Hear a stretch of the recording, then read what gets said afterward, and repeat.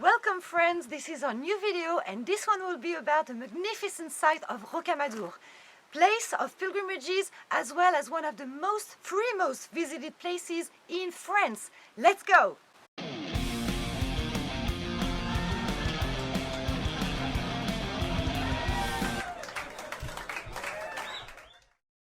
Rocamadour is situated in Lot in the southwest of France.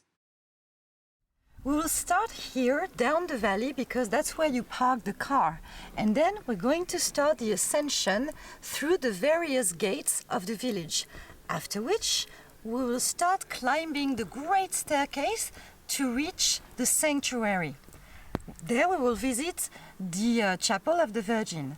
Then we will leave the sanctuary and start the path of the cross that leads all the way to the castle.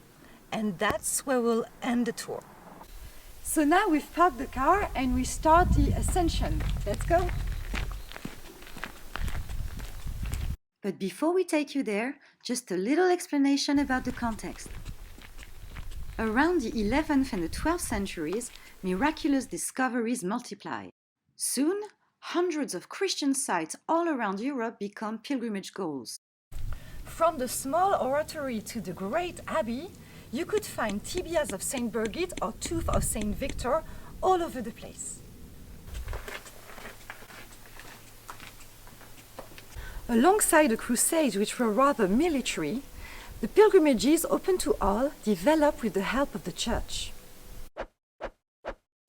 People from every language or dialect will meet. It's the beginning of a fascinating period of economical and cultural exchange.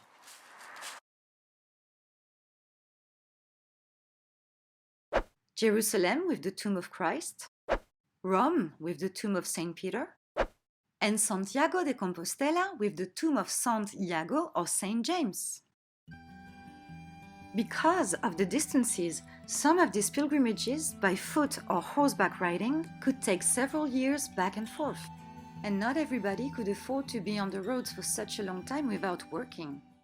That's why also countless minor pilgrimages were open to worship.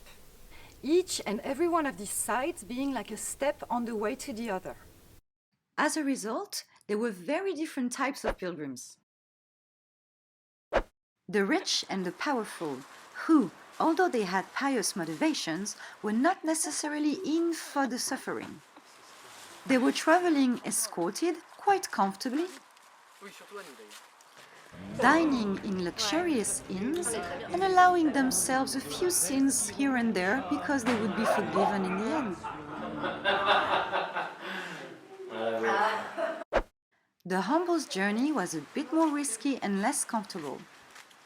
Traveling with bad shoes, risking theft or murder everywhere. Fortunately, the church provided accommodation and food for the more necessitating. Of course, it was not as fancy. Finally, the sick, who were hoping for a miraculous cure. The journey was harshest for them, and sadly, not all of them would make it back home. The church had also thought about this by providing hospitals near every great pilgrimage site to take care of the pilgrims. In this case, it even left the name of the village near Rocamadour. L'Hospitalet means the little hospital. Well, nowadays there's no hospital anymore, but just the most beautiful view on Rocamadour.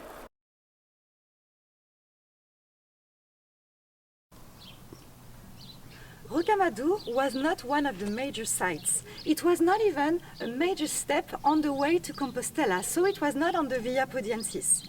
But it was about to become one of the major marial sites of all Europe. And as a result, one of the great pilgrimages. Once upon a time, there was but a simple canyon pierced with caves and galleries, just like everywhere in the region. In the early times of Christianity, a very pious man would have settled in one of these caves to lead the humble and ascetic life of a hermit. Praying all day for the good of the world, he was fed by the goodness of the local people. After his death, the cave got a miraculous and magical aura, and in the 11th century, a chapel was built on it.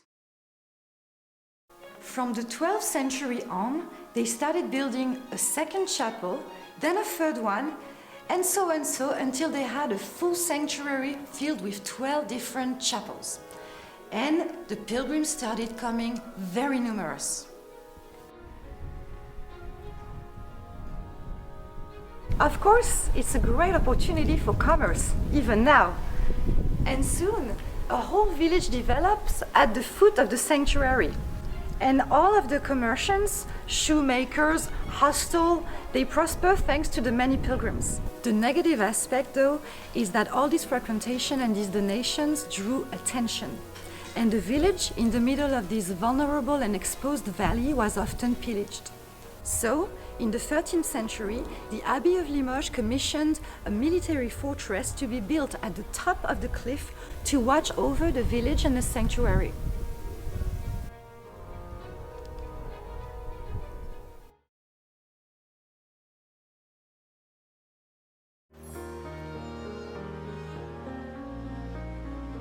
At the close of a long journey, the pilgrim, moved and bruised, can finally contemplate the object of his quest. Personally, this view has always triggered my memory of the triangular society of the Middle Ages. Those who work, those who pray, and those who fight. When they finally got there, their last trial was the Great Staircase. 216 steps to the top. Actually, the point was to suffer because you had to light up the weight of your soul by suffering physically. Actually, some people would even do it on their knees.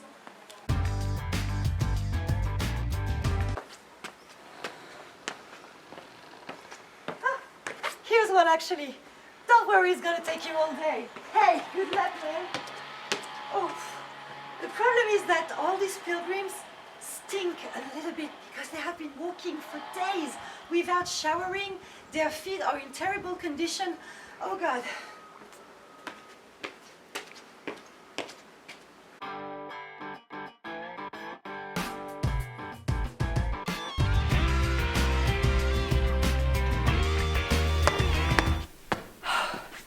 Okay, 166 steps down.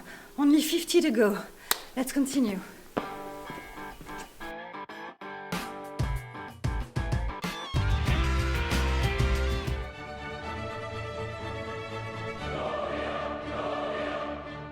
Here we are, top of the stairs, finally in the sanctuary, where we can visit the chapel of Saint Mary, of course, the chapel Saint Saviour, under which there is the crypt, the Saint Anne Chapel, Saint Blaise, Saint John the Baptist, and finally Saint Michael up there. It's also troglodyte.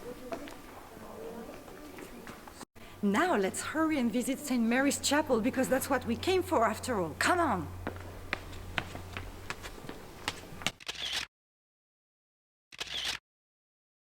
We can't help but notice one or two little things.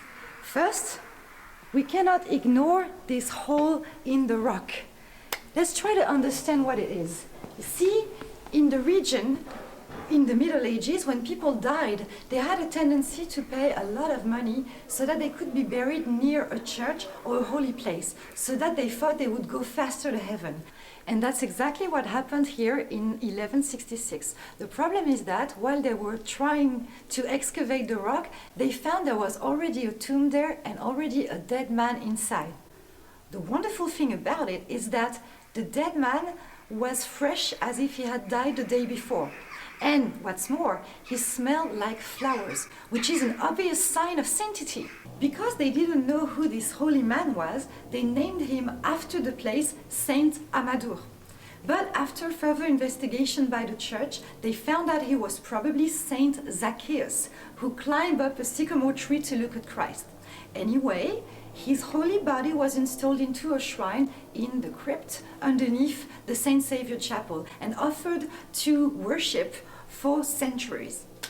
Problem is, in the 16th century, the Protestants came here and sacked the whole place. They destroyed countless things because it represented everything they didn't like. A cult to Mary and a cult to saints and relics and money. So, sadly, a lot of valuable things disappeared from here, such as the body of Saint Amadou, which was burned to the ground. And also some of the wonderful frescoes that make a decoration to these walls. This one, for instance, which is barely readable, but if we take some distance and look up there, we can clearly see two beautiful frescoes that are perfectly preserved because they were too high for anyone to bother take a ladder and climb up there to destroy them. And underneath that, we can see a Saint Christopher half destroyed, unfortunately, by the restoration of this chapel. As the saint patron of the travelers, it seems fitting to have him here.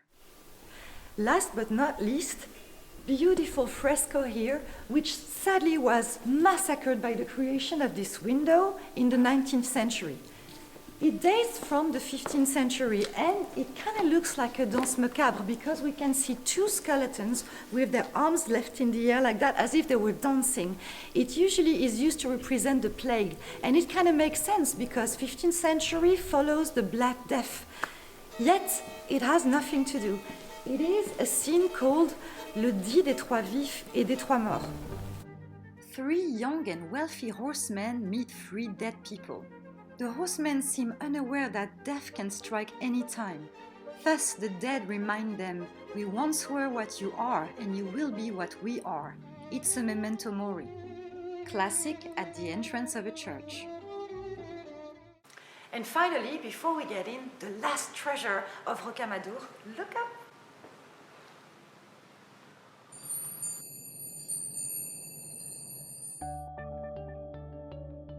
You know this statue near Notre Dame with Charlemagne on his horse? Well, here's Roland on his right, holding his horn and his famous sword, Durandal. According to a famous poem of the 11th century, Roland would be our very own first French heroic figure. Coming back from a victorious long war in the Pyrenees, Roland was leading the Franks army. But because of a treason, Roland and his army were ambushed and fought to the death until there was only one left. The death of Roland fighting the Saracens to the end is legendary.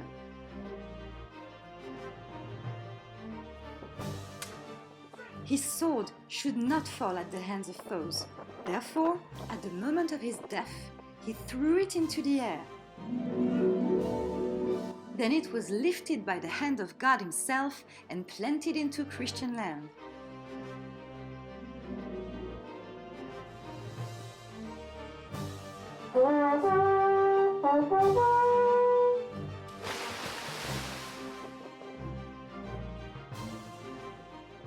And that's the end of Roland, but not of the story.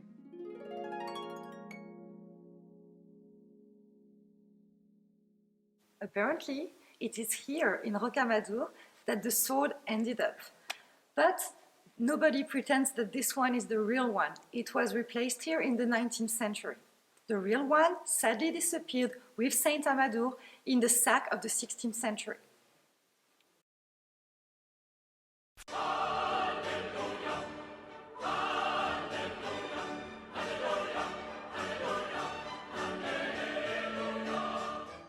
Now that is an interesting story. You see, in the Middle Ages, prisoners were given the choice between doing their time in prison or in exchange doing a pilgrimage in the worst possible conditions so that they could expiate their sins. At the end of the pilgrimage, they were freed from their shackles and they could start anew as if they were baptized again. Of course, at the end of the pilgrimage, some of the prisoners were sincerely on a new path, on a good direction. And some others, seeing all the wealth and the donations in the sanctuary, were kind of envious and would plan a pillage for future days. But all of them, in a sign of thank you for the Virgin Mary, would give up their shackles as an ex voto.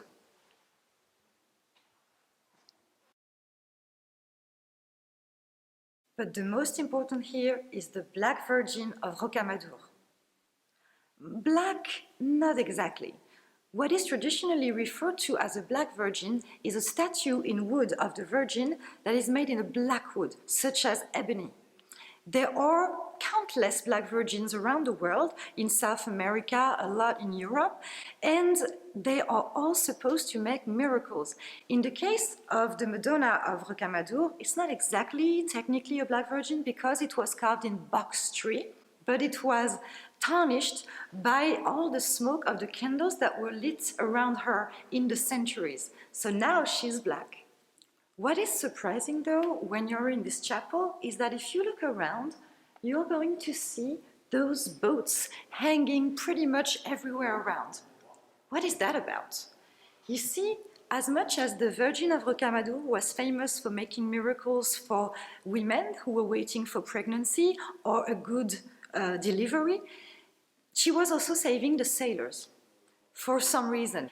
And it was quite known in the Middle Ages that when sailors on a river or at sea were caught in a storm or were in imminent danger of death, they would pray the Virgin of Rocamadour and nobody else. When she would decide to act and save them, a mysterious and miraculous bell would ring on its own. And here it still is. Together with the statue of the Virgin, is the only one that wasn't destroyed during the sack of the 16th century. When the grateful sailors wanted to thank the Virgin, they would make the pilgrimage to Rocamadour, bringing her a mini-scale model of their boats.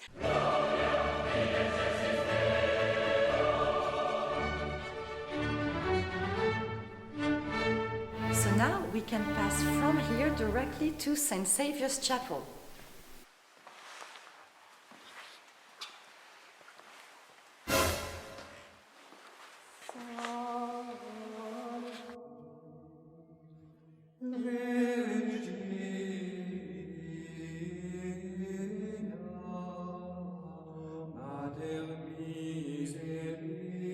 What is interesting here is that we can see by the window this very particular umbrella. You may have seen such umbrellas in other places. It indicates that the Pope himself, at some point in history, has designated this place as very privileged in Christianity, which means that it has either appearances of holy characters or miracles. It's a very rare honor and a privilege. And that honor gives the right to the religious authority in place to have their own coat of arms. That's pretty rare.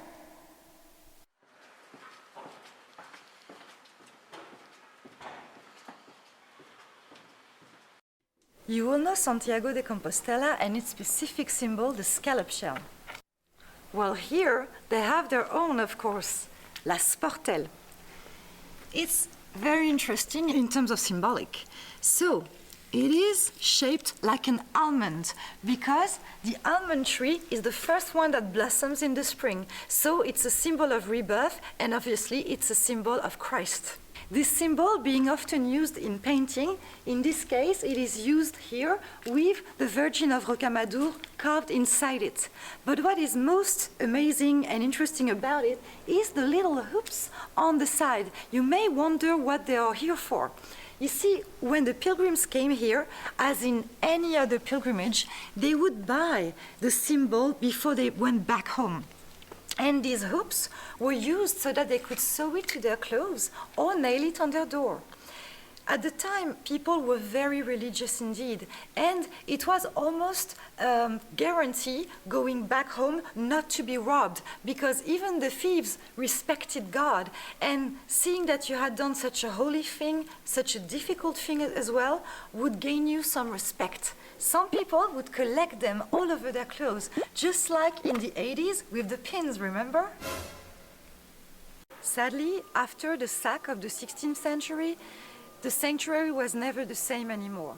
It was rebuilt and restored several times, but never quite fully. And around the 19th century, it was just a ruin. But the restorations of the 19th century, well, they're what they are.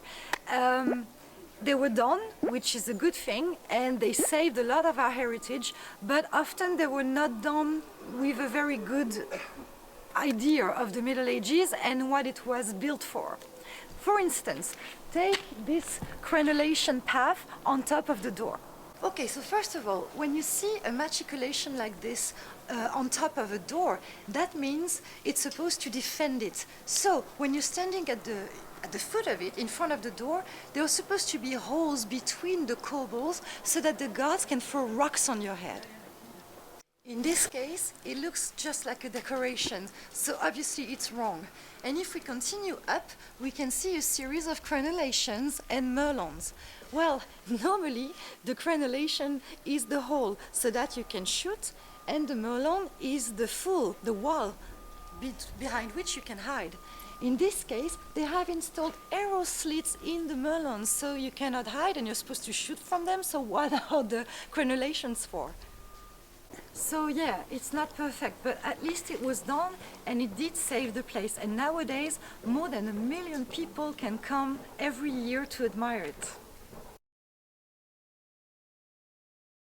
And finally, after having visited the sanctuary, you can still do the path of the cross. It starts behind me and it is decorated with the 13 stations of the cross until the top, where you can reach the castle. This path of the cross is attended every year for all the important Marial celebrations, such as the Assumption on the 15th of August. On such occasions, countless pilgrims and believers will come in processions carrying on their shoulder a replica of the Virgin on a boat.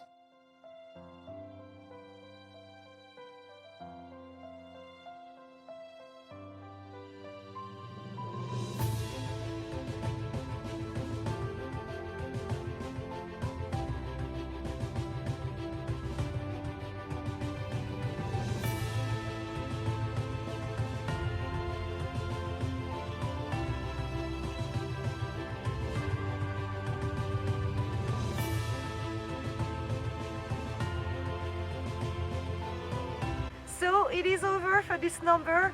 We are sad. It was a very pleasant video to shoot. We really enjoyed it and we hope you did too. So if you want to see more, keep subscribing, liking, sharing, commenting. We really enjoy your compliments, so keep doing it. It's good for the morals. And always ask yourself, voulez-vous coucher avec Rocamadour? Bisous. Oh, c'était pas mal. Non, c'était cool, ouais. Ah, c'est juste la tronçonneuse. Il est encore là, lui? Bon, on reviendra chercher tout à l'heure.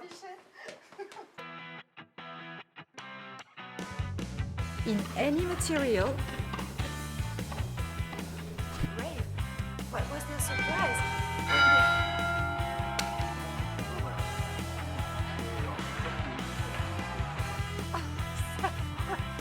Tu fais trop de la peine. Je me suis dit, autant se réchauffer.